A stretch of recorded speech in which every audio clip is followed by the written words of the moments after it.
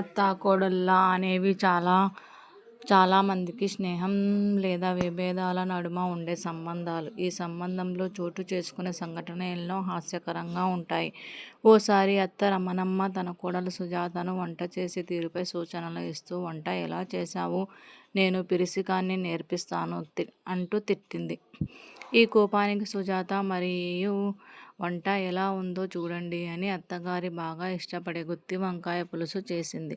తర్వాత రమణమ్మ తింటూ బాగుంది కానీ నిమ్మరసం తక్కువ వేశావు అని అన్నది. దానికి సుజాత అంతకన్నా ఎక్కువ వేస్తుంటే మీరు పుల్లగా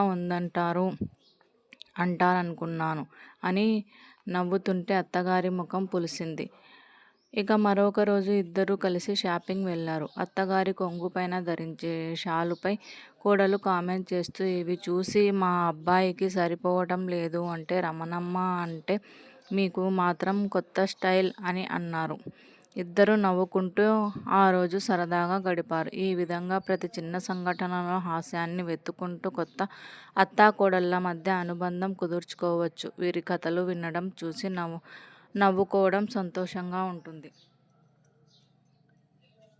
ఈ వీడియో చూసేవాళ్ళు లైక్ చేయండి, షేర్ చేయండి, సబ్స్క్రైబ్ చేసుకోండి, బెల్ ఐకాన్ ఒత్తండి. Thank you.